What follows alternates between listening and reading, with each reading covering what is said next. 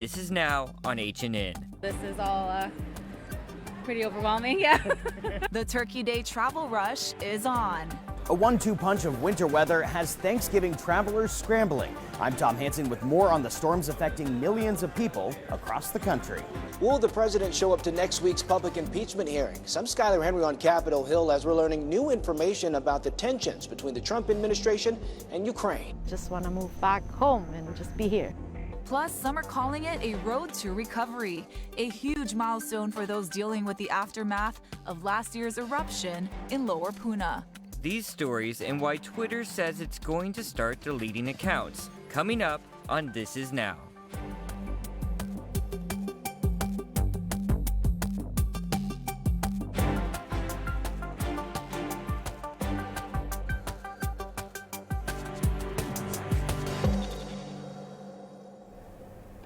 Whoa, check it out. That's LAX there. Those raindrops on the camera? Yeah, a shower just went through. It's a whopping 55 degrees there right now, and a lot of folks are going to be traveling through LAX, leaving here, heading to home or wherever they're going on the mainland. It's a big hub, as you know. That's right, and two powerful storms could bring Thanksgiving travel misery to an estimated 55 million Americans.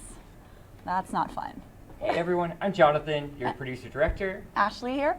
Hey, I hope you're going to have safe travels this coming weekend, and we're going to get you up to date on everything you need to know to make sure it happens. But meanwhile, on the mainland, in the Midwest, snow has made some roads impassable, forcing the cancellation of many flights, and the rain and wind are pounding parts of the east and west coast as traffic hits its peak. Here's Tom Hansen with the latest.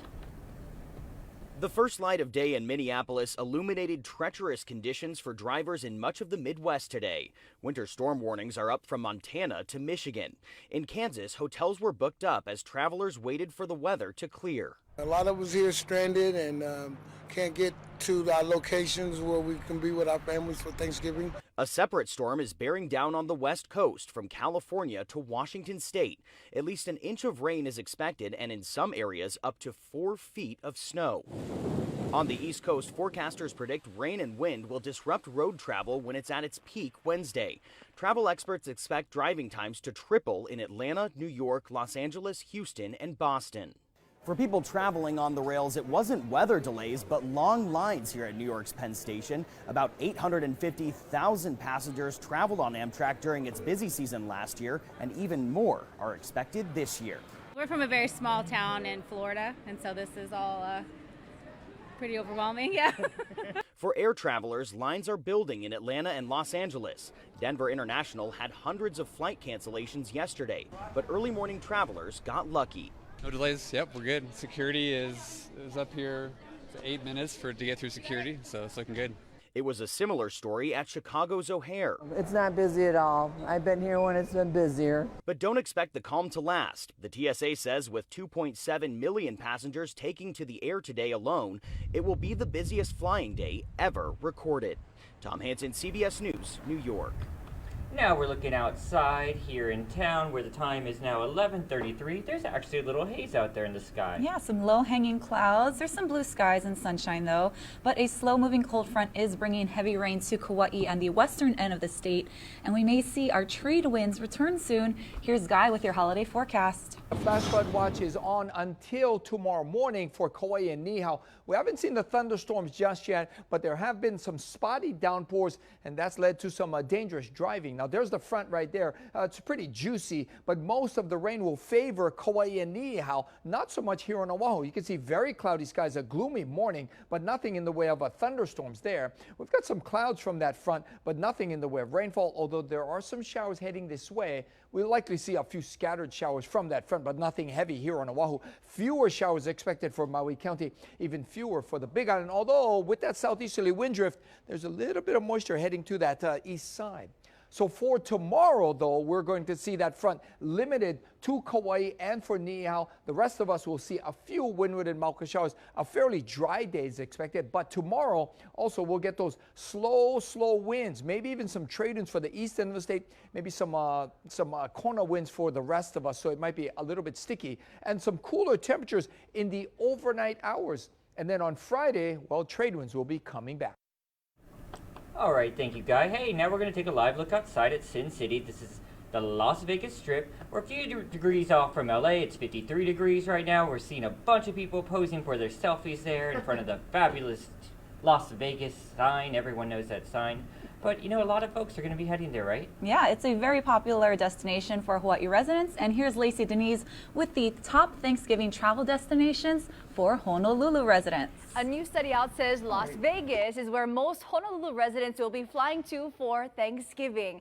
TripAdvisor surveyed about 2,400 people and found the most popular travel destinations for this week. The 9th island that came in #1, followed by Maui, Tokyo, Los Angeles, and Manila. According to their annual Thanksgiving travel survey, TripAdvisor says there is a slight uptick in travelers this year compared to last. They found that the least expensive day to fly for the Thanksgiving holiday is November 20th, compared to the most expensive day, which is today. All right, thank you, Lacey. Hey, joining us here right now is our own Lynn Kawano. What a night last night. You just debuted an amazing special documentary on HNN, and congratulations. You know, you're here to talk about it a little bit. Let's set it up for us, though, really fast. Here's a clip from Lynn's documentary, Innocence Lost.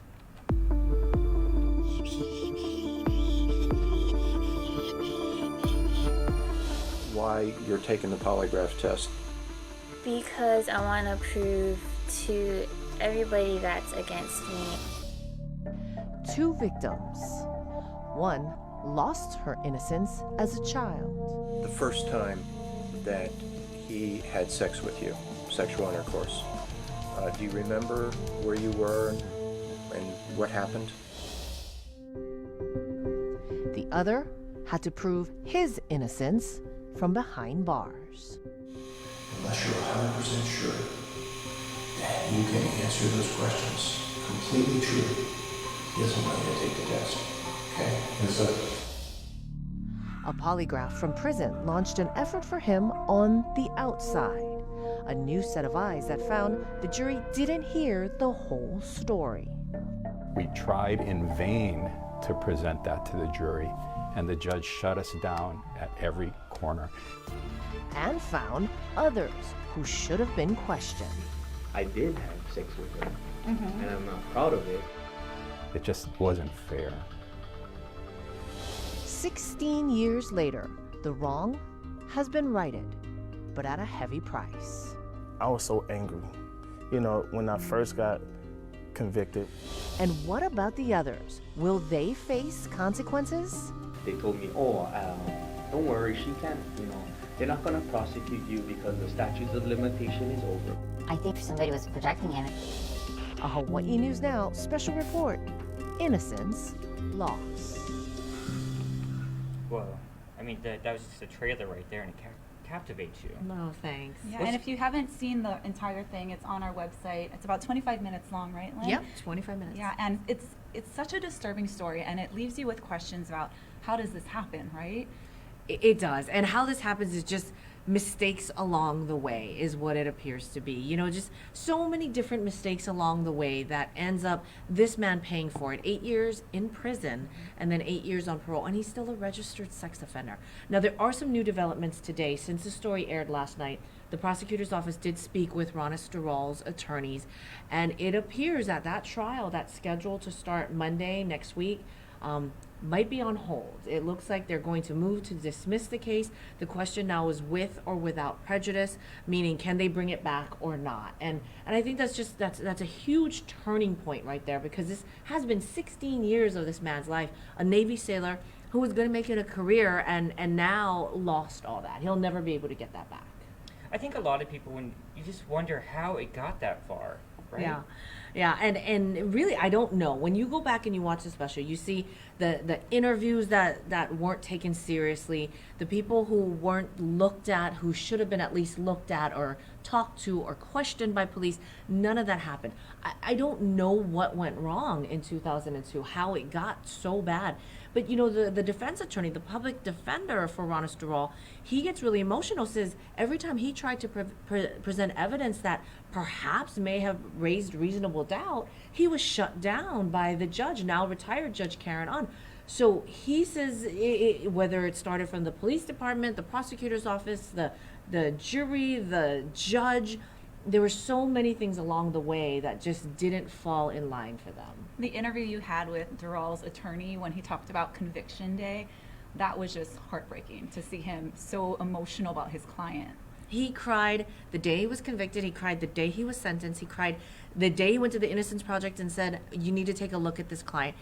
And then he cried when all of it was overturned again this year. So that really showed the emotion that he had for him. He really cared about his client. And he cried when we did the interview, you know, to the point where he had to take a break. It was so emotional for him.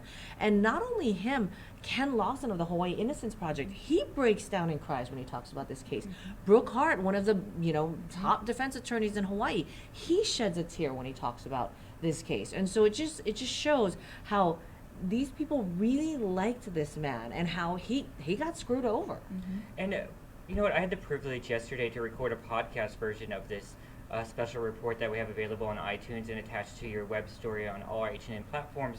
But when we were recording it, a story came out that I could not believe. I mean, I was in tears because, you know, Durrell, he's went through all these things, and then he's obviously still has a positive outlook, and he said it wasn't always the case. But go ahead and recap that story. Oh, that story is so good. You know, he had just gotten paroled, and he had spent 8 years in prison fighting for this, and he was speaking for an Innocence Project event, his first one, and he meets all these people who spent 30 years wrongly convicted, 28 years wrongly convicted. So he's angry, and he says, you know, I see all these black and brown, he calls them, people, and these are the ones this is happening to. So he's very angry, and he gets on the plane, and he's up against the window, and he has this angry look about him. He says, "Do not disturb" was on my face. Well, next to him is another passenger, and then across is a little girl. Little girl passes a note to Durrell, and it says, "I love you" on it. That's all it says, is "I love you." So he looks at it, and he looks at the guy next to him. The guy turns to the girl and says, "Do I get one?" She says, "No, no." So he keeps that letter. He laminated it. It's still in his wallet. Every time I see him, I say, do you have the letter? He says, "Yeah, I have the letter." And he pulls it out, and he has it. And she was just a stranger? Stranger, like a 4 or 5 year old girl, right? Wow. And later, Durrell found the girl's dad in baggage claim and asked, and he says, you know, she just probably thought you needed a pick-me-up today. And the girl came over and hugged him. And Durrell brings up her race. He says she was this cute little white girl. And he says, you know, to her, I could have been the big, angry, scary black man. But I wasn't. And it shows that, you know, kids don't see you as that. They see you as a person who's having a bad day and wants to pick me up. So that's when he realized it's not about black, it's not about white, it's not about brown. He says it on the podcast very well. He says it's about good and bad, good people and bad people. And that really changed his life. He says that girl who he didn't get her name, doesn't know where she is right now, doesn't even really know how old she is right now, but she changed his life. What did Durrell say this whole experience did this change him? Is he emotional about it like his attorney, or how has this changed him? You know, he says that he was super emotional in jail. He would read his military reviews, how he was destined for great things as a career military man. And he would cry a lot in prison, but then you just get this edge about you. And he talks about how just walking down the street, you walk down the street with this edge about you after you've been in prison, you know, the "don't mess with me, I can take care of myself" edge. So it has changed him in that sense, but really he's not the emotional person you think because of that, but he is extremely grateful for all the people who have helped him, because he knows he was sentenced to 20 years. Serving 8 years was actually a blessing for him, and the only reason that happened was because the people at the Hawaii Innocence Project believed in him, got these lie detectors, got these witnesses, found them, and they admitted, okay, yeah, my testimony was wrong. And that's really why he got out. So while he is a very hard, tough guy, he has his emotional moments. And I've seen him break down. I've seen him cry when he talks about missing his kids. He missed key moments, right? When you see the pictures of his kids, they're like this small. They come out, they're teenagers, and they don't know who he is. So that's where he gets really emotional. All right, well, many updates to come. I know we're going to get the latest on all those trial proceedings, and then also regarding his compensation, if he'll ever get that. I know you'll keep us updated on that. But for now, if you want to check out the story, go to our HNN digital platforms, Roku, Amazon Fire. We have the original special report along with the podcast and all sort of extra features. And I can't thank you enough for bringing that to the attention of the public. I was happy to do it. Thank you. All right, we're going to go outside live to Washington right now. where the time is now 4:44. Yep, and when there's new details emerging about the decision to withhold military aid from Ukraine and the whistleblower's complaint that triggered the impeachment investigation. Skylar Henry reports. President Trump insisted there was no quid pro quo, connecting military aid for Ukraine with an investigation of former Vice President Joe Biden and his son, Hunter. I have never had a direct link between investigations and security assistance. Okay, what that means, you know what it means? It means we did zero, we did nothing wrong. But Mark Sandy, a career official with the Office of Management and Budget, says he told the White House that suspending the aid might have violated federal law. And he testified that 2 White House officials resigned in part because of concerns about the president's decision to withhold the money. This investigation is most importantly about $391 million in taxpayer dollars that was leveraged to ask the Ukrainians to investigate the president's political opponent. According to the New York Times, the president released the Ukraine aid only after he knew the issue was the subject of a whistleblower complaint. House Judiciary Chairman Jerry Nadler announced his committee will hold its first public impeachment hearings next Wednesday. He's given the White House until Sunday to decide if they'll attend. Press Secretary Stephanie Grisham says the White House is reviewing the offer, but added what is obvious to every American is that this letter comes at the end of an illegitimate sham partisan process. The president has done nothing wrong, and the Democrats know it. President Trump insists the polls show Democrats losing the battle for public support of the impeachment. You see what's happening in the polls? Everybody said, that's really bull. But new polls show support for impeachment at 50%. 43% are against, the same number as what we saw in October. Skylar Henry, CBS News, Capitol Hill. The president dropping the S-bomb there in Florida. It happens. Yeah, it does. Everyone, people say it from time to time. We got another update. It's a day of updates with our special reports here at HNN. We got one regarding Highway 132. Yeah, a big milestone there. It took more than a year, but Highway 132 is finally reopening. The highway in Pahoa was closed in May of last year when it was covered by lava in the Kilauea eruption. The county says it cleared a 3-mile stretch of hardened lava and restored access from near Puna Geothermal Venture to Four Corners. Now, the road provides critical access to Lower Puna. Crews started clearing the highway in June of this year and initially planned to reopen the road in September or October, but because of some hot spots still in the area, officials had to push that timeline back. The federal government is providing $6.5 million to cover the project costs, and the road will reopen shortly, scheduled for noon today. 10 minutes away, and I know all my friends in Puna have been posting about this for days, months. This is what they've been waiting for. I had the honor of doing a documentary in the spring regarding this issue, the recovery efforts. It was called Pele's Path, and we focused a lot on this road in it, Highway 132, with it being such a main artery in Lower Puna. It actually cut off so many people, this lava flow, from their livelihoods. And I want to play a little clip of that just to give you an idea of what folks were having to deal with in Lower Puna up until now. Just right now, there's just so much suffering. The journey home has never been more difficult for Ingrid Webb. Right now, it's still extremely hard because of the hike, and we have to take care of the farm.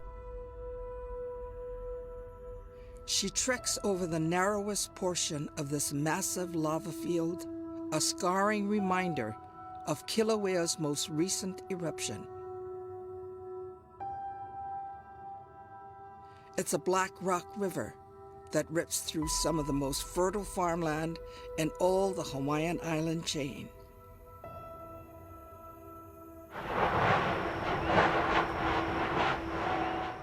No longer the raging rapid of liquid fire it was just 1 year ago. The sun beating down on this hard and charred earth makes the scorching hike even more grueling. So this is the 10-minute hike. When we get there, it'll be another 35 minutes to get to the farm. We have a 15-acre farm, so we supply organic citrus all over the island. To be fully operational again, it will take at least 5 years to plant new trees and be full on production again. Well, my main concern is you know, if there's accidents, like if we're working on the farm, that's really number one. Like you can't just go to a hospital. Ingrid and her husband have 4 young children. They live in one of the dozens of homes inside the Kapohokipuka, an area completely isolated, surrounded and cut off by the lava flows. Just want to move back home and just be here. All right, there was a clip from our documentary Pele's Path, which you can also watch on any of our HNN digital platforms, Roku and Amazon Prime right now. But I just wanted to give you an idea of what people were having to deal with. They had to do those hikes, and that went on until late spring. They were doing that, and then after that, PGV actually opened up a portion of their property and let people start to drive through, which eased a little bit of the burden. But now with this reopening of Highway 132, so many people have been waiting for just that, and it's happening now in 10 minutes. So I can't be happy enough for you guys there in Puna. You guys enjoy that, and hopefully it is truly another sign of road to recovery there. Well, yeah, access is such a huge part of recovery, and I mean, it's hard to get back to normalcy if you can't even access your home or your farm.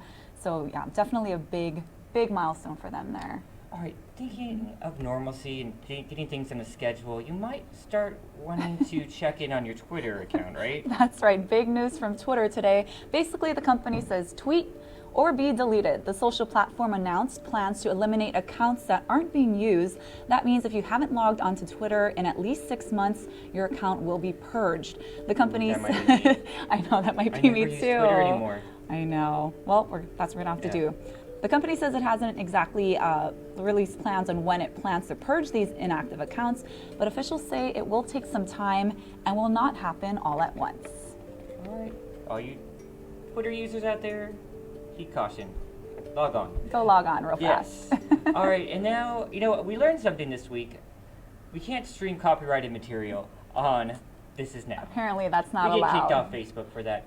But our next story is about a song. I want to hear it so bad. I want to make Ashley sing it. I'm not going to put her on the spot, but I'm still getting my voice back, Jonathan. And I'm not even going to try to hit this high note. And Mariah Carey has 5 octaves. I know. Did. We saw the Christmas fiasco a few years ago. But there's a huge milestone for her there regarding that her amazing Christmas album, really. That's right. Mariah Carey got an early Christmas gift, a Guinness World Record title. The pop diva is being honored for her hit holiday song, All I Want for Christmas Is You. The recently re-released song set 3 world records. The highest charting holiday song on the Billboard US Hot 100 by a solo artist, the most streamed track on Spotify in a 24-hour period by a female singer, and the most weeks in the UK's singles top 10 for a Christmas song. She was presented her certificate during a holiday show in Las Vegas. All I want for Christmas. Oh, I'm not going to go that high that ever. Was good, Jonathan. Wow, I'm really impressed. No. That was really good. Is you? But that was a great album. I totally remember. Oh, I play that song year round. Oh, so. yeah. It's a good one. It's fantastic. Okay, I promise I'll never sing again. I keep making that promise. No, that was really good. Oh, there's Vegas, and then here's outside. Let's take you outside. We're going to go on a little bit of a holiday hiatus.